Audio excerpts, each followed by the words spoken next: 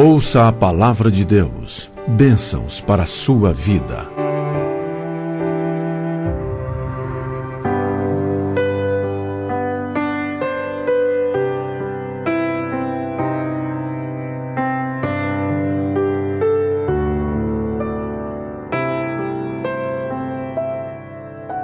Irmãos, graça e paz. Vamos meditar um pouco na palavra do Senhor. Salmo 51. Eu vou fazer essa leitura na Nova Versão Internacional.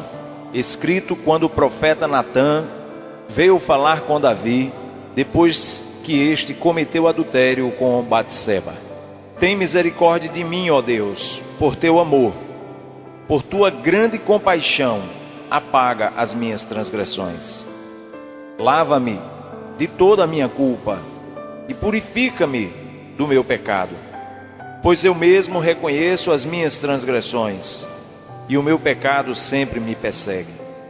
Contra ti, só contra ti pequei e fiz o que tu reprovas, de modo que é justa a tua repreensão e tens razão em condenar-me. Sei que sou pecador desde que nasci, sim, desde que me concebeu minha mãe. Sei que desejas a verdade no íntimo, e no coração me ensinas a sabedoria. Purifica-me com hisopo, e ficarei puro. Lava-me, e mais branco do que a neve serei. Faze-me ouvir de novo júbilo e alegria, e os ossos que esmagaste exultarão. Esconde o rosto dos meus pecados, e apaga todas as minhas iniquidades. Cria em mim um coração puro, ó Deus, e renova dentro de mim um espírito estável. Não me expulses da tua presença, nem tires de mim o teu Santo Espírito. Devolve-me a alegria da tua salvação e sustenta-me com um espírito pronto a obedecer. Então ensinarei os teus caminhos aos transgressores, para que os pecadores se voltem para ti. Livra-me da culpa dos crimes de sangue, ó Deus, Deus da minha salvação, e a minha língua aclamará a tua justiça. Ó Senhor, dá palavras aos meus lábios, e a minha boca anunciará o teu louvor. Não te deleitas em sacrifícios, nem te agradas em holocaustos, senão eu os traria. Os sacrifícios que agradam a Deus são um espírito quebrantado, um coração quebrantado e contrito, ó Deus, não desprezarás. Por tua bondade, por tua vontade, faze Sião prosperar. Ergue os muros de Jerusalém. Então te agradarás dos sacrifícios sinceros, das ofertas queimadas e dos holocaustos, e novilhos serão oferecidos sobre o teu altar. Amém. Esse salmo, esse maravilhoso salmo, ele fala muito aos nossos corações.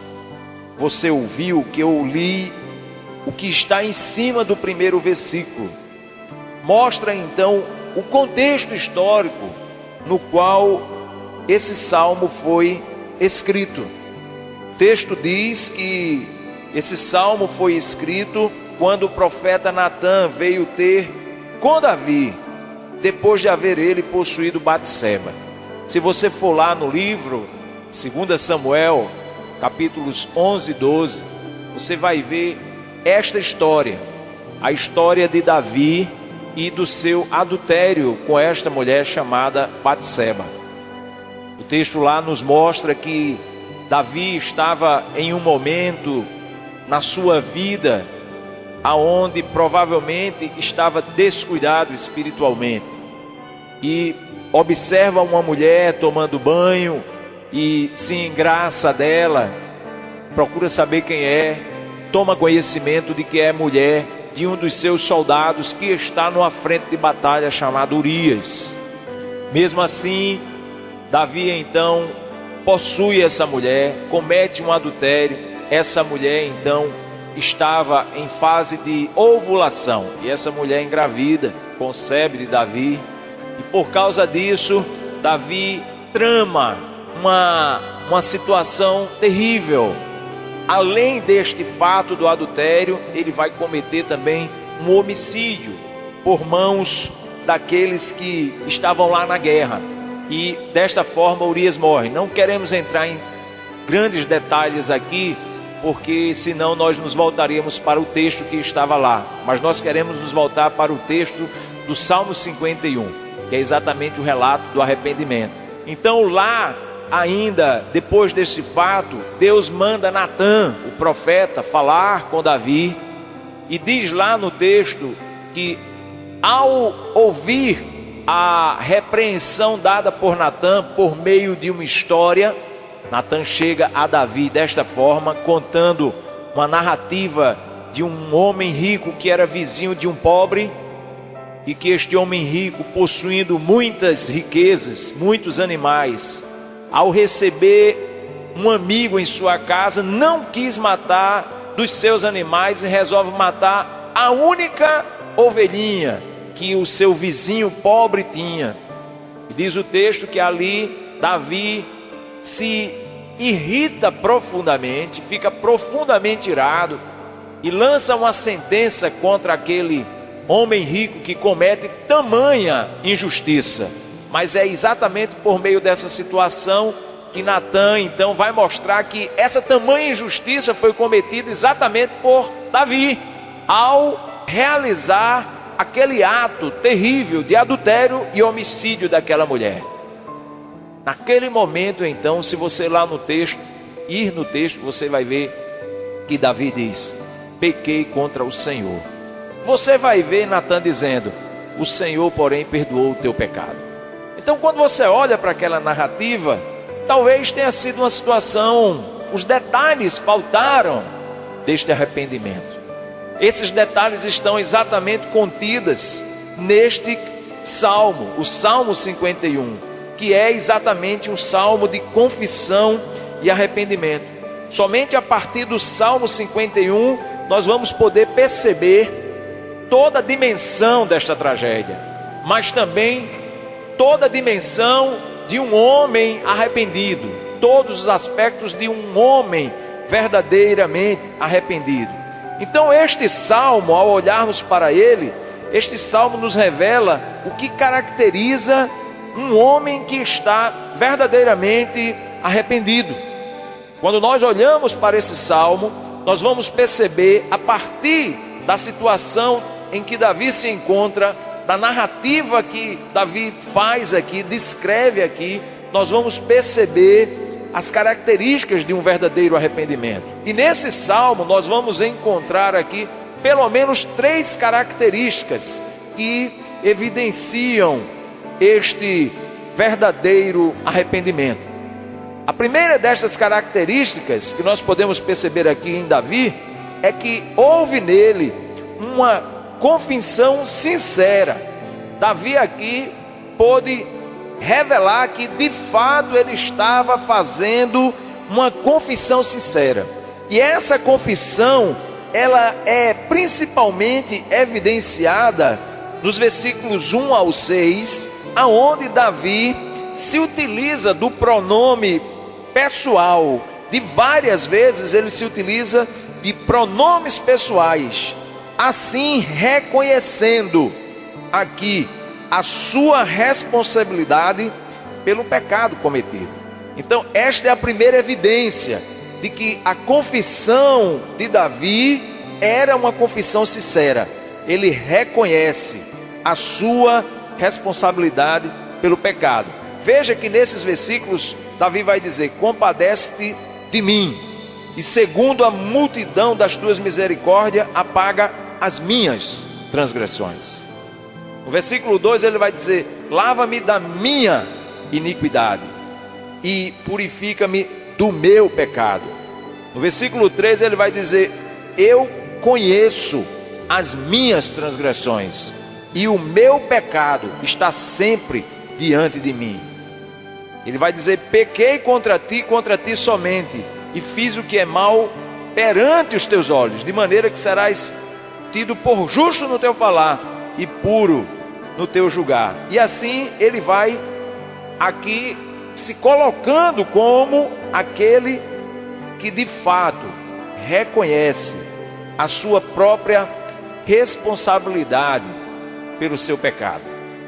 O ser humano, os psicólogos, os especialistas na área do comportamento humano, eles percebem quando esta pessoa ela é confrontada pelo seu erro, normalmente 3 reações. A primeira dessas reações é a negação. Ela diz: eu não fiz isso. Não, eu não cometi este ato. Uma segunda reação de alguém que está sendo confrontado pelo seu erro é a racionalização. É verdade, eu fiz isso, mas também não tinha como ser diferente. A situação era uma situação que eu não tinha como fazer de outra forma. E aí racionaliza-se o erro e tenta dessa forma justificar de alguma maneira aquele ato. Uma terceira reação do homem que é confrontado com o seu erro é a projeção. Bom, Adão foi o primeiro a fazer isso, não é? Quando ele cometeu o pecado da desobediência e que Deus fala com ele, ele já projeta o seu erro na mulher. E em Deus: a mulher que tu me deste, foi ela que me deu do fruto e eu comi. Então, normalmente, é comum no ser humano, confrontado pelo seu erro, negar, racionalizar e projetar. Mas de fato, quando se há um reconhecimento sincero, isto é posto de lado e a responsabilidade pelo seu erro passa a ser assumida plenamente. Davi foi alguém que reconheceu assim o seu erro, reconheceu o seu pecado, reconheceu a sua situação e então ele fala: não, o pecado foi meu, as minhas transgressões, a minha iniquidade, sou eu que estou fazendo isso. E desta forma, Davi reconhece plenamente a sua responsabilidade pelo seu erro. Há uma segunda característica também que evidencia a sincera confissão por parte de Davi. É que Davi reconhece a gravidade do seu pecado, a gravidade do seu ato. As palavras que Davi usa para descrever o seu erro foram: primeiro, transgressão. No versículo 1 ele diz: apaga as minhas transgressões. E transgressão significa rebelião, significa revolta contra uma pessoa de autoridade. Uma segunda palavra que Davi se utiliza é iniquidade. Lava-me completamente da minha iniquidade. Iniquidade significa ilegalidade, significa injustiça, significa quebra da lei. E uma terceira palavra que Davi usa é pecado. E purifica-me do meu pecado. Pecado significa errar o alvo, significa fracassar, significa ofender. Então, pelas palavras como Davi se reporta a Deus na sua confissão, nós podemos perceber que Davi não atenua o seu erro, Davi não diminui a gravidade dos seus atos, mas ele reconhece por meio de cada uma destas palavras, transgressões, iniquidades, pecados, ele está reconhecendo que de fato os seus atos foram atos graves, foram atos de fato hediondos, que prejudicaram, que de fato tinham uma grande consequência para a vida dele. E aí eu de vez em quando eu fico me lembrando de como nós tratamos hoje o pecado, não é?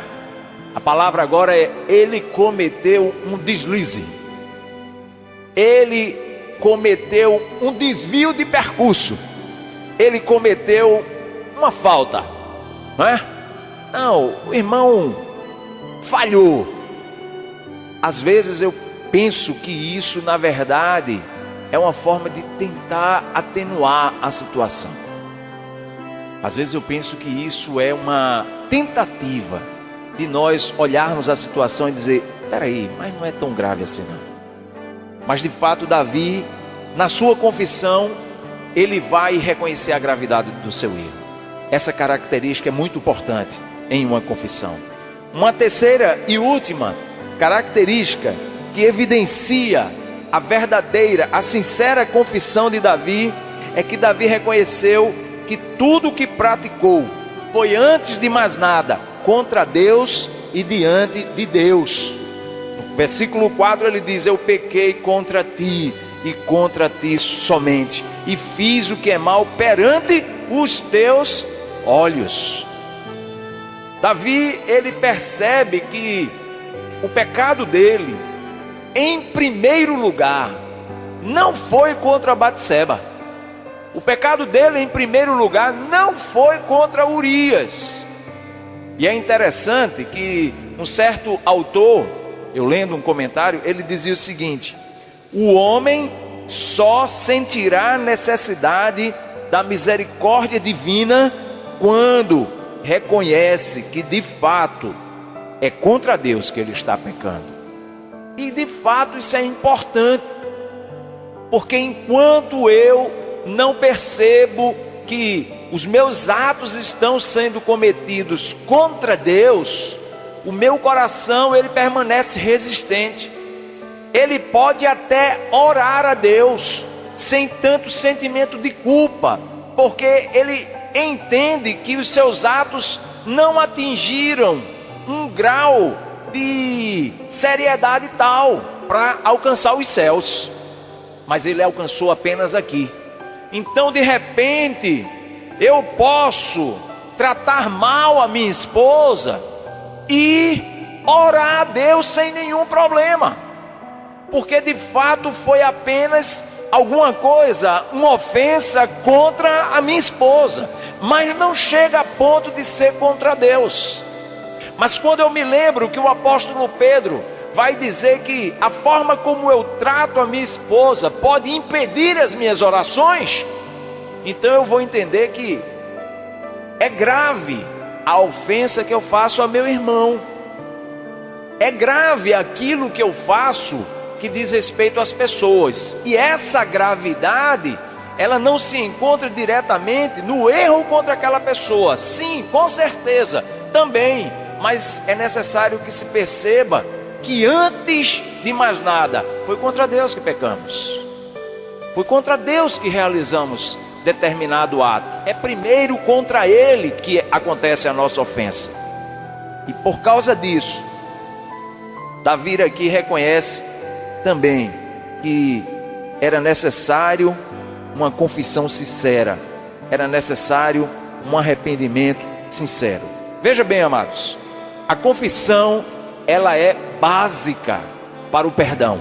Sem confissão não pode haver um perdão de forma plena, se é que podemos falar dessa forma. Mas eu trouxe alguns versículos aqui.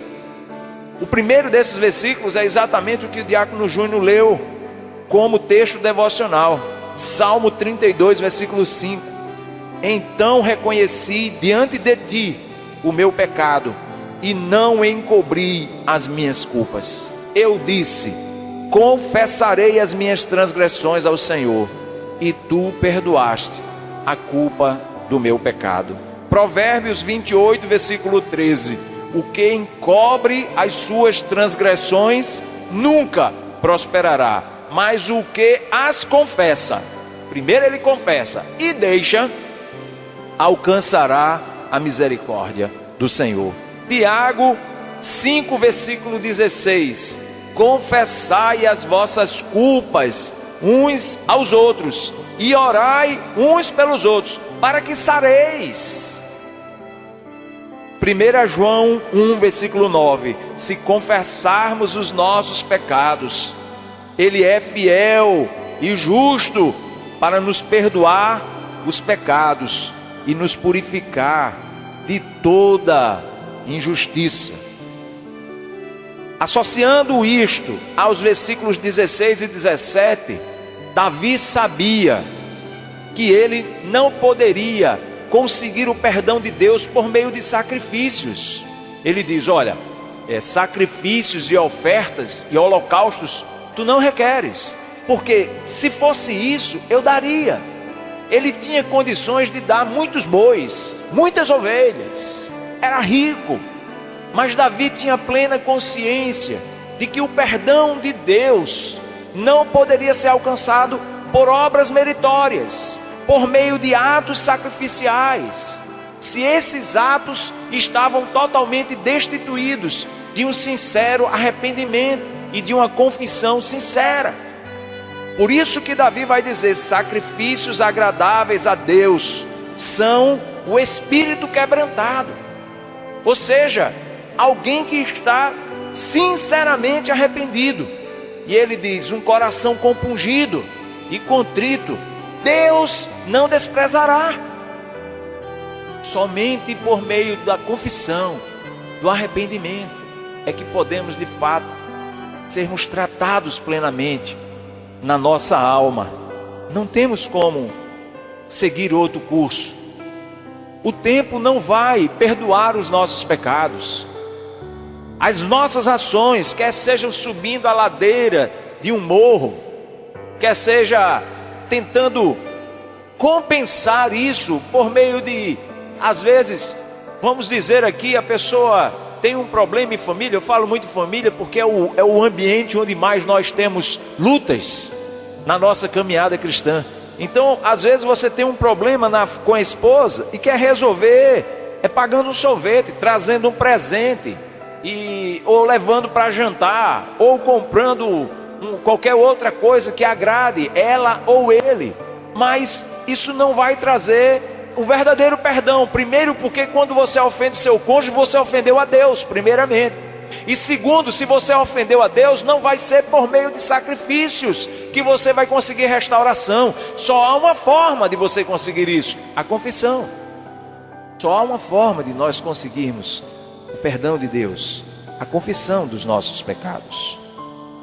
Há uma segunda característica que evidencia o verdadeiro arrependimento de Davi. É que no coração de Davi havia um sincero desejo por mudança. Davi, aqui dos versículos 7 até o versículo 15, Davi, ele vai fazer 11 petições. Esse texto vai nos mostrar que Davi, ele está querendo de fato mudanças na sua vida. Ele pede 11 coisas a Deus. Agora veja o que é que ele pede. Veja só, versículo 7: purifica-me com isopo. O que é isso, né? Purifica-me com isopo. Versículo de 7 até o versículo 9 está associado à ideia do Velho Testamento, Levítico 14, aonde Deus diz como é que um homem era purificado do seu pecado. Além dele ter um coração arrependido, ele também, o sacerdote, pegava sangue, molhava nos raminhos, feito, por exemplo, o nosso molho de coentro, e aí ele aspergia sobre aquela pessoa, no sinal de que o sangue estava purificando ela. Lembrando assim o que Cristo estava fazendo na cruz do Calvário, perdoando os nossos pecados. Louvado seja o nome do Senhor. Mas neste momento aqui, a ideia de Davi é essa: ele se lembra daquele ritual, e aí ele pede a Deus: Deus, me purifique, me traga de volta esse perdão e essa purificação que eu preciso na minha vida. Então, Davi estava querendo mudanças verdadeiras. Eu queria destacar aqui duas petições dele, apenas duas. A primeira delas está no versículo 8, quando ele diz: faze-me ouvir júbilo e alegria, para que exultem os ossos que esmagaste. O que a gente pode perceber aqui é que depois daquele pecado de Davi, ele havia perdido a alegria da vida. Davi estava triste no seu coração. Davi não tinha mais uma alegria para viver. Ele estava caminhando, mas não estava bem mais. E aí o que o texto mostra é que Davi, ele deseja isso de novo. Ele queria isso na sua vida de novo. faze-me ouvir júbilo e alegria, para que exultem os ossos que esmagaste. Quando nós estamos abatidos pelo nosso pecado, nós perdemos a alegria da vida. A vida já não tem mais tanta alegria para um crente que está em pecado. Salmo 32 vai falar isso. Enquanto eu me calei, eu sofria pelos meus constantes gemidos. O Senhor pesava a sua mão sobre mim. A alegria de Davi havia ido embora. Ele não estava mais tendo essa alegria na sua vida. E sabe, às vezes a gente percebe que às vezes a gente quer, de alguma forma, maquiar essa tristeza. O crente, às vezes, ele tenta maquiar esse sentimento de pesar que está na vida dele.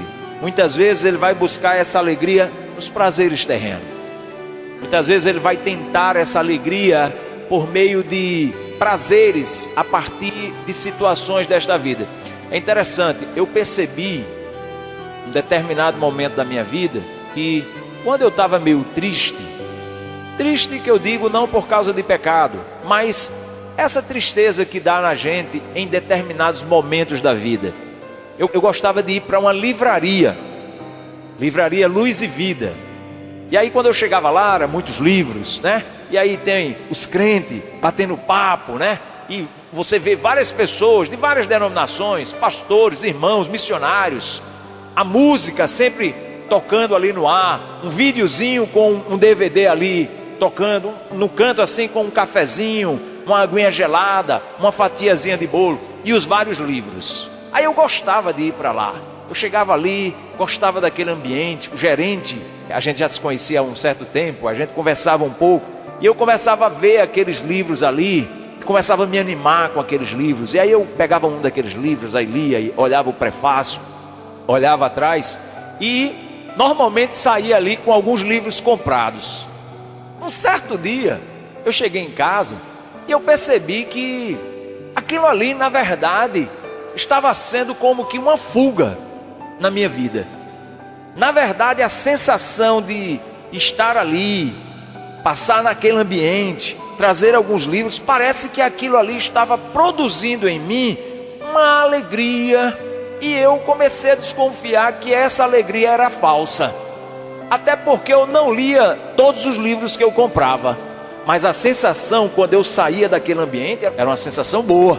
Eu penso que às vezes nós vamos ali naquele restaurante, comemos aquela comida, ou compramos aquele carro novo, ou ganhamos aquela nova promoção, ou aquela casa nova, ou aquela roupa nova, ou aquela festa, fazemos aquela festa. E às vezes essas coisas começam a trazer uma certa satisfação para as nossas vidas. Mas na verdade, essa satisfação, ela na verdade é uma forma de maquiar a tristeza que há no nosso coração por causa de um pecado que cometemos. Porque estamos longe dos caminhos do Senhor, estamos distantes dele e sabemos que esta distância, esse afastamento não está fazendo bem para as nossas vidas. Na verdade, nós precisamos voltar ao Senhor. Davi, então, no seu arrependimento, ele reconhece que ele estava nesta condição. E aí, o que é que ele faz? Ele pede a Deus: faze-me ouvir júbilo e alegria. Essa alegria, ela só pode voltar para os nossos corações quando nós buscamos ela no Senhor. Somente o Senhor pode trazer novamente essa alegria aos nossos corações. Nenhum livro, nenhuma livraria, nada deste mundo pode trazer verdadeira satisfação e verdadeira alegria, a não ser o Senhor em nossas vidas, a não ser saber que Ele perdoou os nossos pecados. Somente Ele pode reacender essa chama em nossos corações. Uma segunda petição de Davi era, ele pedia um coração puro. No versículo 10 ele diz: cria em mim, ó Deus, um coração puro e renova dentro em mim um espírito inabalável. Davi, ele havia perdido a pureza do seu coração.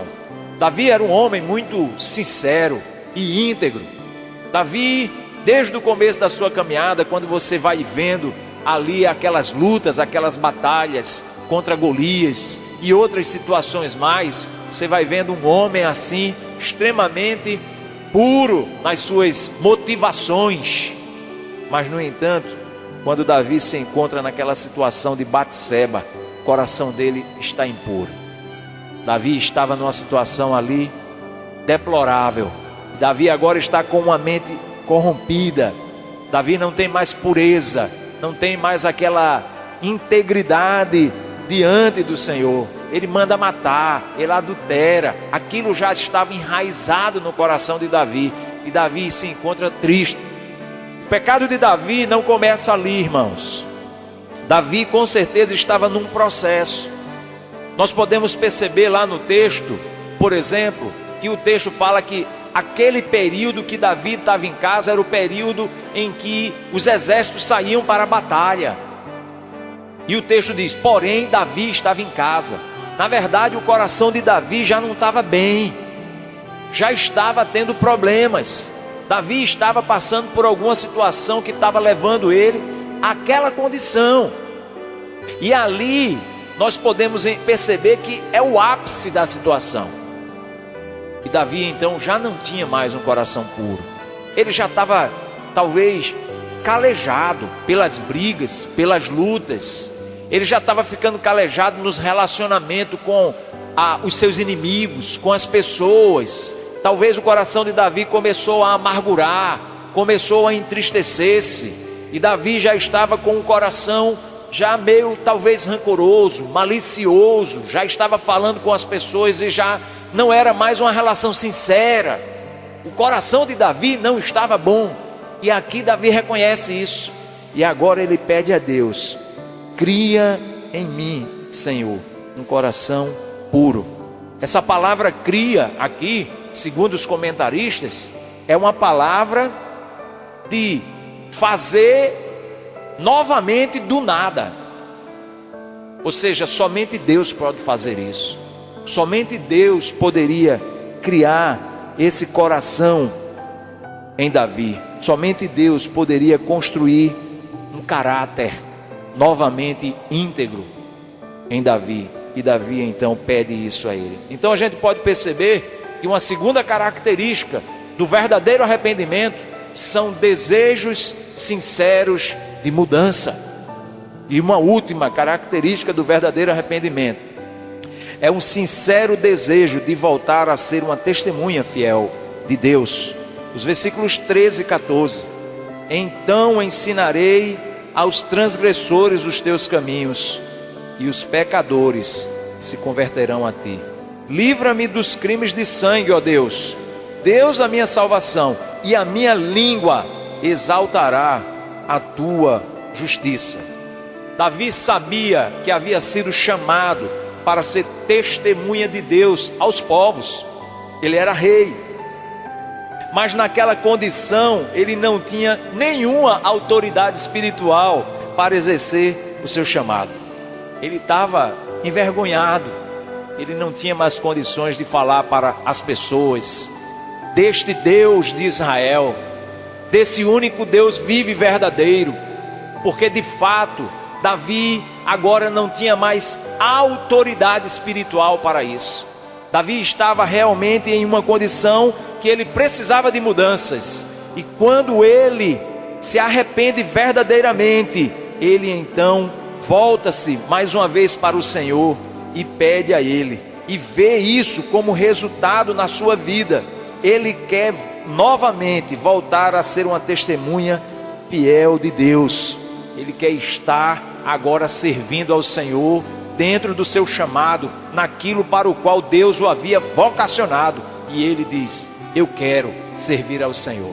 Eu me lembro que dos quase 8 anos que eu passei afastado dos caminhos do Senhor, quando eu voltei aos caminhos, quando eu me arrependi do meu pecado e voltei aos caminhos do Senhor, o Senhor me trouxe à memória o meu chamado pastoral. Então o meu chamado pastoral ele foi bem retardado, ele demorou muito. Eu tive um chamado antes dos 18 anos de idade, mas me afastei dos caminhos do Senhor e passei alguns anos longe dos caminhos do Senhor.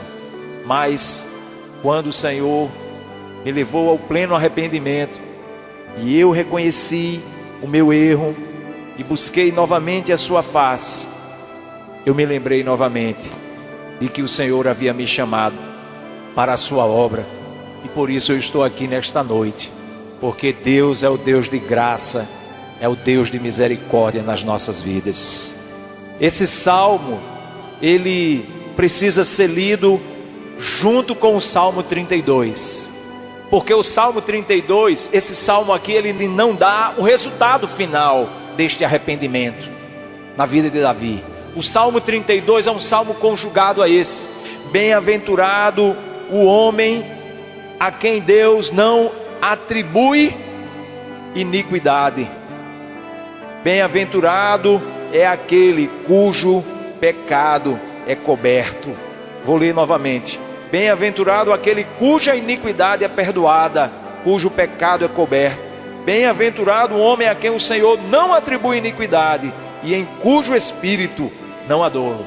Bem-aventurado é mais do que feliz, é alguém extremamente feliz. Davi então ele reconhece que o perdão de Deus muda a história dele, muda a sua vida, traz ele de volta. Ah, como é maravilhoso nós sermos perdoados pelo Senhor. Este homem que estava triste, que estava envelhecendo, que estava morrendo por causa da sua situação pecaminosa, foi um homem plenamente perdoado e voltou novamente a alegrar-se na presença do Senhor. Agostinho de Hipona, um monge, teólogo também, em séculos passados, a respeito deste salmo, ele faz a seguinte observação: a queda de Davi deveria pôr em guarda todos os que não caíram, mas também deve salvar do desespero todos aqueles que caíram. Quando nós olhamos para Davi, quando nós olhamos para o seu pecado, nós podemos perceber e nos lembrar de que onde abundou o pecado, superabundou a graça de Deus. Nós queremos deixar esta palavra para você nessa noite, meu amado irmão, minha amada irmã, meu querido amigo que está visitando-nos nesta noite. É preciso reconhecermos os nossos pecados, é preciso confessarmos, é preciso desejarmos que o Senhor mude a nossa sorte, é preciso ter um sincero desejo de servir ao Senhor como testemunha fiel. Esse texto não vai mostrar isso, mas o Salmo 32 vai dizer que verdadeiramente Deus é aquele que perdoa os nossos pecados e que traz profunda alegria ao coração daquele que é penitente, daquele que se arrependeu dos seus maus caminhos e se converteu ao Senhor. Vamos orar. Nosso Deus, eterno e bondoso Pai, nós queremos te agradecer pela tua palavra. Queremos te agradecer, Senhor, porque ela revela o teu amor, a tua compaixão para com as nossas vidas. Ela também revela a gravidade dos nossos atos e nos mostra que não devemos, Senhor, tratá-los de forma menor, mas devemos reconhecê-lo como algo grave, cometido antes de mais nada contra o Senhor. Mas ajuda-nos, Senhor, porque o cair é do homem, mas o levantar é do Senhor. Porque o Senhor é o Deus de misericórdia sobre as nossas vidas. O Senhor é o Deus que nos traz restauração. O Senhor é aquele que está pronto a perdoar os nossos pecados. Nós queremos te agradecer, Senhor, pelo teu Filho Cristo Jesus, que morreu naquela cruz para perdoar todos os nossos pecados. Nós te pedimos, Senhor, que a semelhança de Davi, nós possamos estar sempre reconhecendo quando pecarmos contra o Senhor e buscando a tua face, em sincero arrependimento, confessando os nossos pecados e recebendo de Ti o perdão que nos está prometido em Tua palavra. Nós te oramos assim e te agradecemos, em nome do Senhor Jesus. Amém.